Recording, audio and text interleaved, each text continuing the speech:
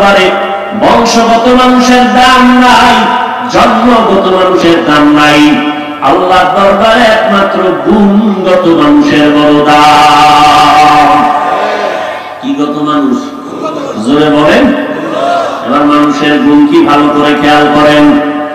বংশগত মানুষটা আল্লাহর কাছে দামি না, জন্মগত মানুষ আল্লাহর কাছে দামি না, গুণগত মানুষ আল্লাহর দরবারে দামি। মানুষের গুণটা কি? উদাহরণ দিয়ে ভাবে বলি, এই যে আমরা মাইকে কথা বলি, মাইকওয়ালা মাইক বানাইছে আওয়াজটা যেন ভালো করে ক্লিয়ার দূরে পৌঁছে যায়, এই জন্য না? কি আওয়াজ দেওয়ার জন্য না না দেওয়ার জন্য? তাহলে আওয়াজ দেওয়াটা মাইকের গুণ। বাতিওয়ালা বাতি বানাইছেন আলো দেওয়ার জন্য, আলো দেওয়া বাতির গুণ।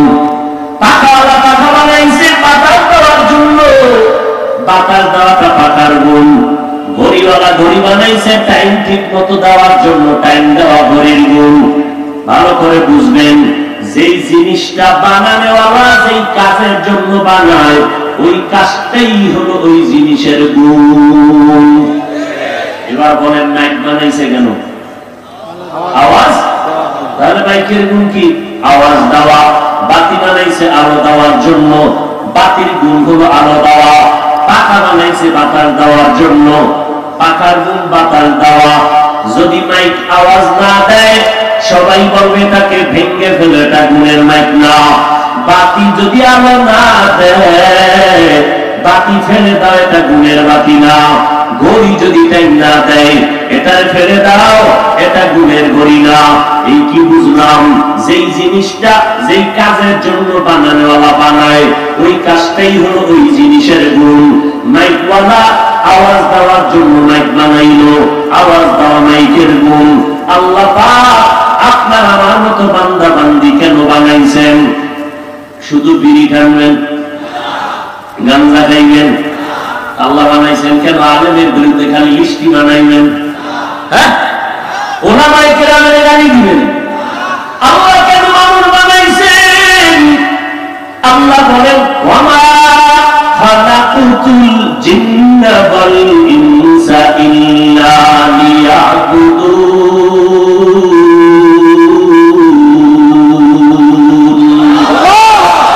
মা খালাকুতুল জিন্না ওয়াল ইনসি বাখা জুজ ইবাদত মিসলে মাকসুদ আজ্জাহা।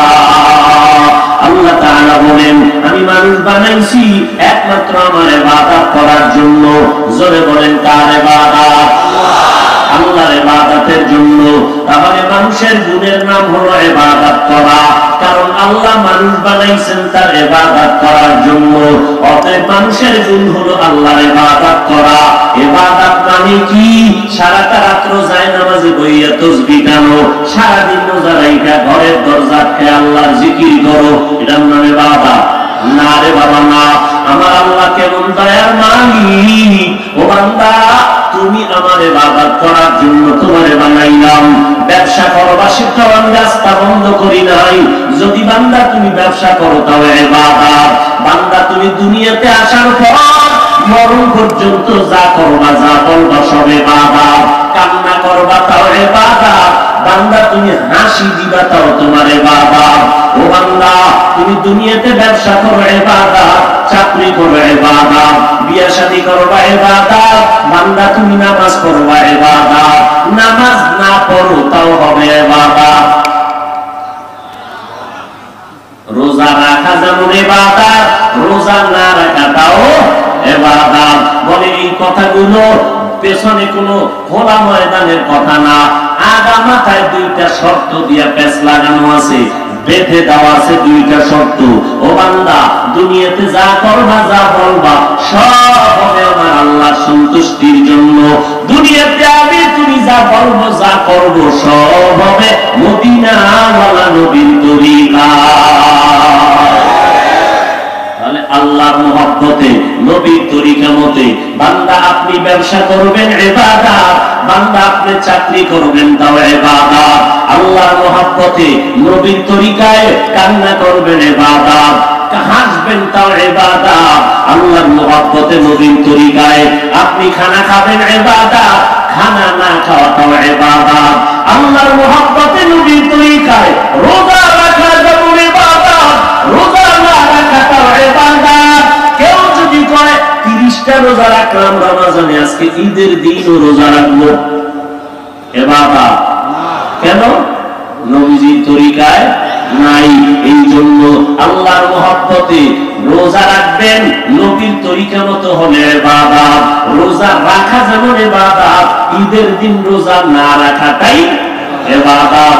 আল্লাহর মহব্বতে নবীর তরিকায় 5 বেলার নামাজ পড়েন, ইশরাকা ওয়া বিনচাক পড়বেন ইবাদত।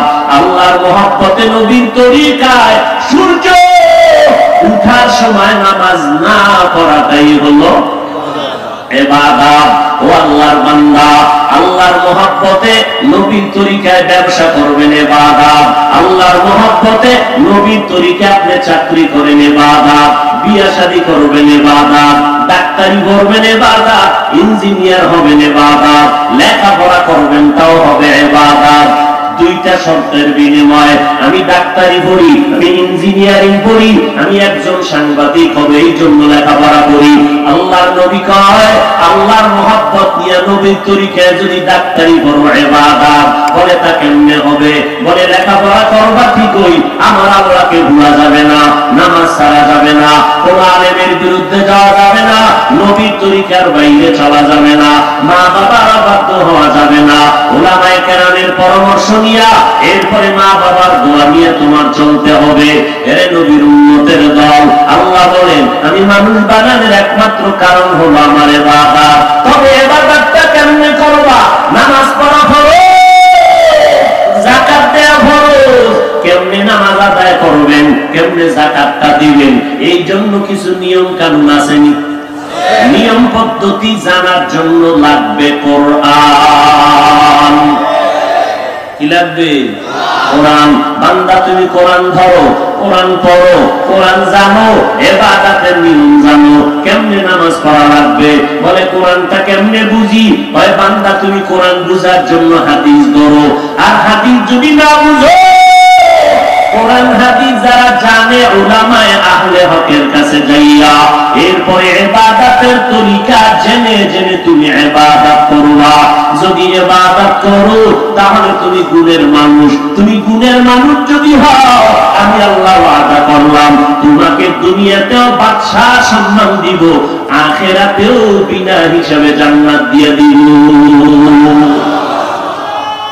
ভাইরা আমার, আল্লাহর মহব্বতে নবীর তরিকায় ইবাদত করবারে নবীর আসে। আল্লাহর মহব্বতে নবীর তরিকায় ইবাদত করা লাগবে। ইবাদতের নিয়ম জানার জন্য আল্লাহর কোরআনটা পড়া লাগবে। যারা কোরআন পড়তে জানি না, হাদিস পড়তে জানি না, যারা জানে উলামায়ে আহলে হক তাদের কাছে যাইতে হবে। তবে সাবধান, উলামার সাইনবোর্ড দেখলেই দৌড়ানি যাবা না, দৌড়াইয়া যাবা না। কারণ নবী সতর্ক করেছেন উলামাদের মধ্যে একটা দল জমিনে থাকবে, তারা জমিনে চূড়ান্ত হবে নিকৃষ্ট খারাপ। উলামাদের একটা দল হবে কি খারাপ?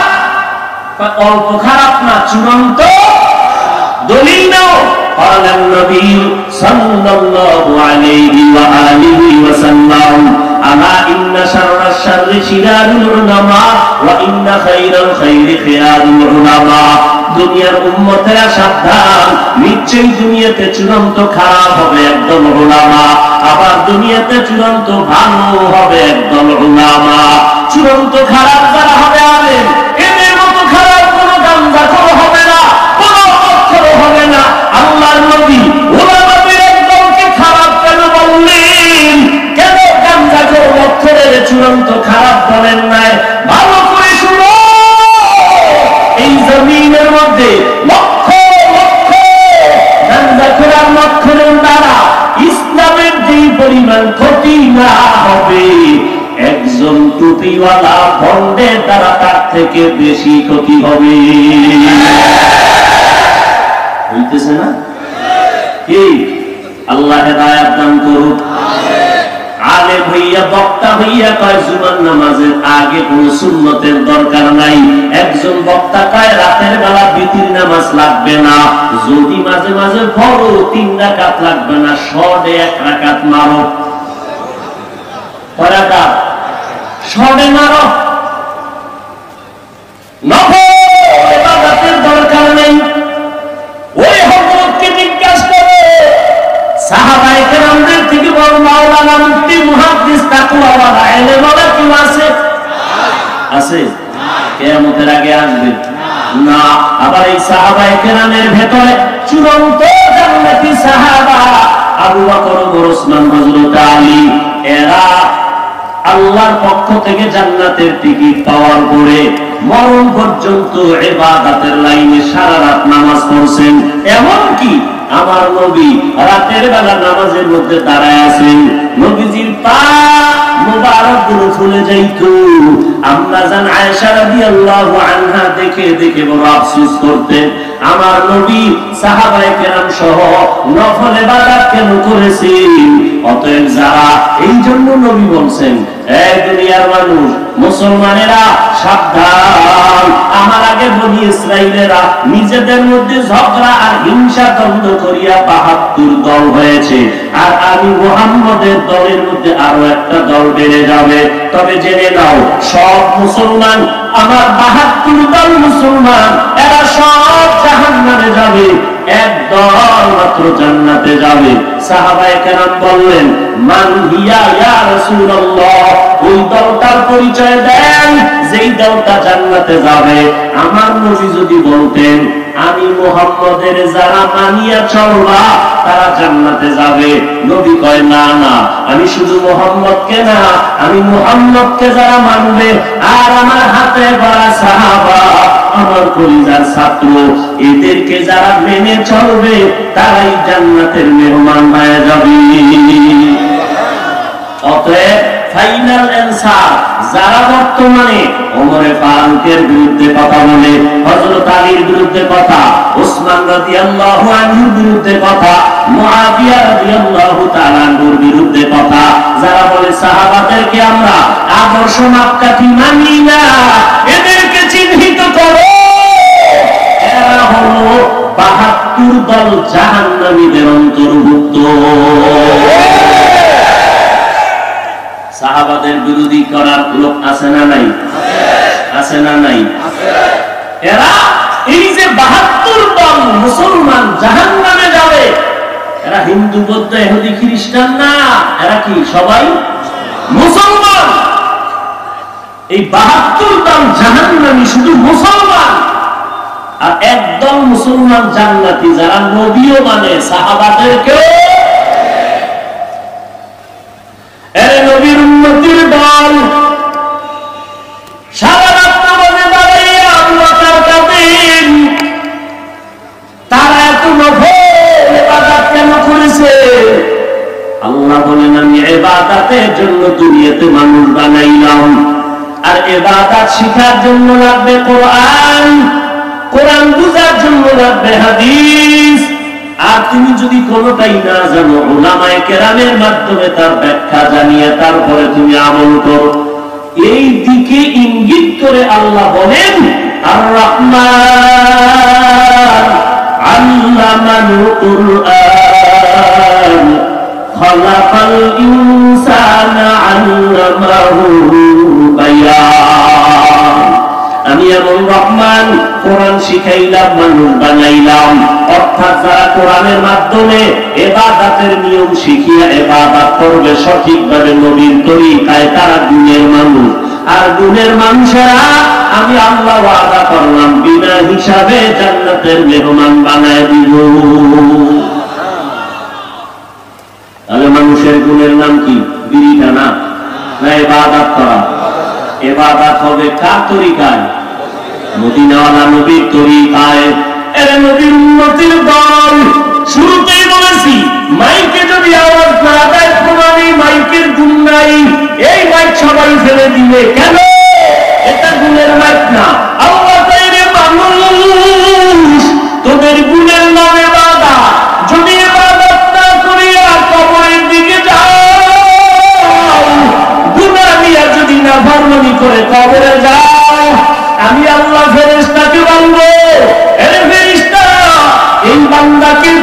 ইবাদতের প্রশ্ন করো, যদি জবাব দিতে না পারে এটা গুণের মানুষ না, গুণের বাতি না হইলে ভেঙে ফেলে, কারণ এটা গুণের বাতি না। ঘড়িটাকে ফেলে দাও, কেন গুণের ঘড়ি না, কারণ ঘড়ি টাইম দেয় না। মানুষ যখন ইবাদতের গুণটা অর্জন না করে কবরে যাবে, আল্লাহ বলবেন নাফরমানটা গুণের মানুষ না, একে জাহান্নামের মধ্যে ফেলে দাও, কবরের মধ্যে জাহান্নামের আগুন জ্বালায় দাও, কারণ এটা গুণের মানুষ না। এই বেগুনা, এই বান্দাটা গুণের ইবাদত করে নাই, অতএব তার মোটেও কোনো ছাড় দেওয়া হবে না। আমি আল্লাহ গুণের জন্য বানাইলাম, ইবাদত করবে, ইবাদতের পদ্ধতি শিক্ষা দেওয়ার জন্য নবী পাঠাইলাম, উলামায়ে কেরাম পাঠাইলাম। এই বান্দাদেরকে উলামায়ে কেরাম পায়ে ধরে ধরে ধরে ধরে ইবাদতের আমলের বয়ান করতে করে নাই। এই বান্দা মানে নাই, এখন আর দেরি না, এই নাফরমানকে মজা বুঝায় দেয়। নিজে দুনিয়াতে বাস্তানি করে বলতো, দাড়ি নিজেও রাখতো না, যারা রাখতো তাদেরকেও পছন্দ করতো না, এত বড় নিমক হারাম, নিজেও পর্দা করতো না, যারা পর্দা করতো তাদেরও পছন্দ করতো না, নিজেও হালাল খাইতো না, যারা হালাল খাইতো তাদেরও দেখতে পারতো না, নিজেও পাগড়ি পরতো না, যারা পাগড়ি পরতো তাদেরও পছন্দ করতো না। এইরকম একদম ডবল কপাল পরা সমাজে আছে না নাই? এরা সিঙ্গেল না ডবল? নিজেও নামাজ পড়ে না, অন্যেরা নামাজ পড়ে তাও পছন্দ, নিজেও জিকির করে না, অন্যেরা আল্লাহর জিকির করে তাও পছন্দ করে না, আছে না নাই? নিজের বান্দা হালাল খায় না, যারা হালাল ভাবে উপার্জন করে তাদেরকেও পছন্দ করে না। এই মানুষগুলোকে আল্লাহ বলবে এরা গুণের মানুষ না, এদের জন্য জাহান্নাম বানায় রাখলাম। কবরের ভেতরে কে পীর, কে মাওলানা, কে মুক্তি, কোনো ভেদাভেদ নাই। ওই অন্ধকার কবরে সাদা কাপড়ের প্যাকেট হইয়া যখন তুমি যাইবা, ওই কবরে আমাকে, আপনাকে, সবাইকে মাত্র তিনটা প্রশ্ন করা হবে। রবের পরিচয় দাও, ধর্মের পরিচয় দাও, রাহমাতুল লিল আলামিনের পরিচয় দাও। এই তিনটা প্রশ্নের জবাব যদি কেউ দিতে পারে, নবী বলেন তার কবর হবে রাউযাতুম মিন রিয়াজিল জান্নাহ। আর যারা জবাব দিতে পারবে না, তাদের কবর হবে হুফরাতুম মিন হুফারিন নার। এ আল্লাহর বান্দারা, আমি শুরুতেই বলেছি, ইবাদত করার মানে চাকরি ছেড়ে দাও, লেখাপড়া বন্ধ করে দাও না, না, লেখাপড়া যারা করো, চাকরি করো, বাধা নাই। ও বান্দা, তুমি ব্যবসা করো, বাধা নাই, তবে আমার আল্লাহর হুকুম মতো চলো, 5 বেলার নামাজ পড়ো।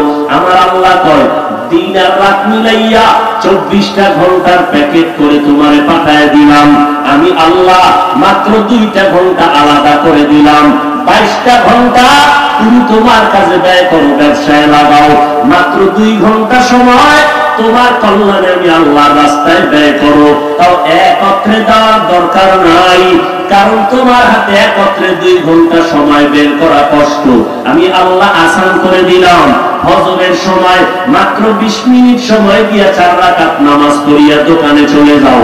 আবার তুমি দোকানদারি করে জোহরের সময় 10 রাকাত নামাজে 20 মিনিট দাও, আবার তুমি তোমার ব্যবসায় চলে যাও। আসরে 4 রাকাত নামাজে 20 মিনিট দাও, আবার তুমি তোমার ব্যবসায় চলে যাও। মাগরিবের 5 রাকাতে 20 মিনিট দিয়া আবার তুমি দোকানে চলে যাও। এশার 9 রাকাত নামাজে 20 মিনিট দাও, এরপরে তুমি ঘরে যাও, স্ত্রী, পরিবার, সন্তানের সময় দাও, আবার তুমি ঘুম থেকে উঠে 4 রাকাত নামাজ আদায় করো। মাত্র 2টা ঘন্টা সময় 20 মিনিট করিয়া চাইলাম, এর বিনিময়ে আমি আল্লাহ তোমার যা প্রয়োজন সব দিয়া দিলাম। তোমার প্রয়োজনে পানি দরকার, আমি আল্লাহ ফিরে দিয়ে দিলাম। আলো দরকার, আমি আল্লাহ ফিরে দিলাম। বাতাস দরকার, আমি আল্লাহ ফিরে দিয়ে দিলাম। কোনো ট্যাক্স নাই, কোনো বিল নিলাম না। বিনিময় বান্দা 5 বেলার নামাজ পড়বা, নবীর তরিকায় ব্যবসা করবা, সন্তানের হক আদায় করবা। ব্যবসায় পয়সা যে সময় তুমি কাটাও, দোকানে বসে যে সময় ব্যয় করলা, আমি আল্লাহ ওই সময়টাও নেকের পাল্লায় ওজন দিব। রাতের বেলা ঘুমাইয়া যে সময়টা ব্যয় করেছো, ওই সময়টাও নেকের পাল্লায় ওজন দিয়ে দিব। সন্তানের পেছনে, স্ত্রীর পেছনে যেই টাকা পয়সা ব্যয় করো, আমি আল্লাহ এগুলো সৎকার সমান সওয়াব হিসেবে নেকের পাল্লায় উঠাইয়া দিব। এত সুযোগ দেওয়ার পরে বান্দা যদি তুমি নামাজটা না পড়ো, আমি আল্লাহ তোমাকে এক বিন্দু মাত্র ছাড় দিব না। মরণের সময় টের পাইবা দুনিয়ায় কত মাস্তানি, কত ঝাল। এই জন্য আল্লাহওয়ালারা পায়ে হাত ধরে ধরে ধরে ধরে বিনয়ের সাথে বুঝায়। কেউ বলে না আমার দল করো, আমার গোলামি করো। আমরা যে চিল্লাইয়া পায়ে ধরে ধরে আপনাদের বয়ান করি, এই কথা তো বলি না। চরমনাই না গেলে গুনাহ হবে, তাবলীগে না গেলে গুনাহ হবে, কথা বলি না। দেওবন্দীদের কাছে কওমি মাদ্রাসায় না পড়লে গুনাহ হবে, এই কথা তো আপনাদের একবারও বলি না। আমরা যত বয়ান করি, বয়ানের দুইটা কথাই আমাদের মূল। জীবনে গোলামি করব আল্লাহ, আদর্শ মানব মদিনাওয়ালা নবী। এখন আপনি আল্লাহরে চিনেন না, নবীর আদর্শ জানেন না, বুঝেন না। এই জন্য উলামায়ে কেরামদের কাছে যাইয়া নবীর অনুসরণ, আদর্শ চিন্তা হবে, আল্লাহর কোরআন বুঝতে হবে, নবীর তরিকা কেমনে মানলে সুন্দর হবে। উলামায়ে আহলে হক এরা বুঝাইবে, আপনারা বুঝে বুঝে আমল করবেন। এই জন্যই উলামায়ে কেরামদের কাছে যেতে হবে, কারণ তাদের কাছে না যাইলে আপনার অন্তর ধোলাই করা সম্ভব হবে না। কি মনে করেন আমার মতো ভালো মনে হয় যেন কেউ নাই, কিন্তু না, আমার ভেতরে গীবত নামের কবিরা গুনাহ অন্তরে আছে, আমার ভেতরে হিংসার কবিরা গুনাহ আছে, আমার ভেতরে নিজেকে বড় মনে করার গুনাহ আছে, অন্যকে ছোট মনে করার কবিরা গুনাহ অন্তরে জমা। এই অন্তরকে ধোলাই না করা পর্যন্ত আল্লাহর মহব্বত পাওয়া যাবে না, আল্লাহর সান্নিধ্য পাওয়া যাবে না, গুণের মানুষ হওয়া যাবে না। এই জন্য অন্তর ধোলাই করা একা একা সম্ভব না। অন্তর ধোলাই করার জন্যই একজন খাঁটি আল্লাহওয়ালার সোহবতে যেতে হবে। খাঁটি আল্লাহওয়ালা না ভণ্ড? খাঁটি বুঝবেন কেমনে?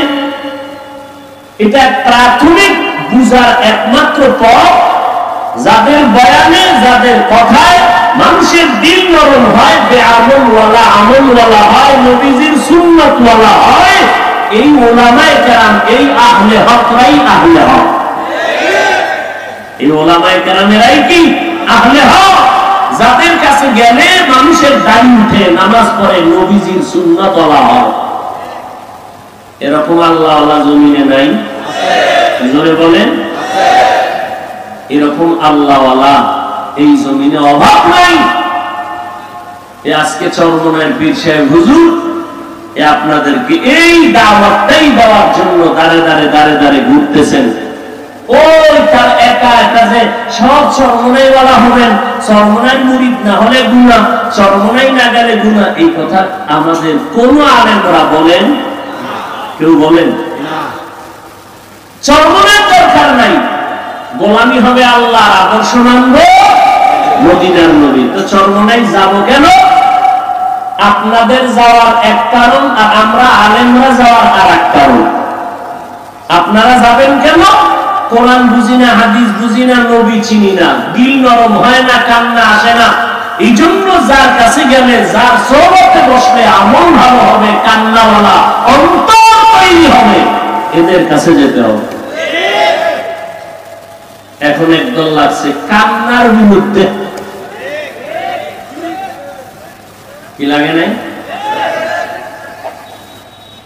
নতুন কথা চিনেন না আপনারা? হ্যাঁ, আল্লাহ হেদায়েত দান করুন। ওই যে আমাদের উলামায়ে কেরাম আবরার সাহেব, আরো অনেকেরা বলছেন যে কালা চশমা হুজুর, বলে না? এই কান্নার বিরুদ্ধে, জিকিরের বিরুদ্ধে, মানে এমন কোন লাইন নাই যেই লাইনে তার অ্যালার্জি নাই। আর এটা এমন অ্যালার্জি যার কোনো ঔষধ নাই, কোন ঔষধ নাই। এই অ্যালার্জির খাউজানিতে জাহান্নামের দ্বার প্রান্তে যায় দাঁড়াবে, এখন উপায় নাই। আল্লাহ হেদায়েত দান করুন। কান্না করা, আল্লাহ পায় কাঁদো, রাসূল বলে কাঁদো, যদি কান্না বান্দা না আসে কান্নার বাহানা করো, তাতেও সওয়াব। আর কিছু মুনাফিক এরা কি কয়, দেখ দেখ লজ্জা নাই কেমনে কাঁদে। আবার একদল দেখ হুদাই কান্দে, চোখে পানি নেই। নবী বলে বান্দা চোখে যদি পানি না আসে বাহানা করো, তাতেও সওয়াব। নামাজ হইব না এখন? এখন নামাজ না ভাই আমার। অতএব খাঁটি আল্লাহওয়ালা যাদের বয়ানে মানুষের দিল নরম হয়, কান্না তৈরি হয়, আমল ভালো হয়, আমরা তাদের সোহবতে যাব তো ইনশাআল্লাহ? না বিরোধিতা করব? আল্লাহ আমাদের বুঝার আমল করার তৌফিক দান করেন। ওয়া আখিরু দাওয়ানা আলহামদুলিল্লাহি রাব্বিল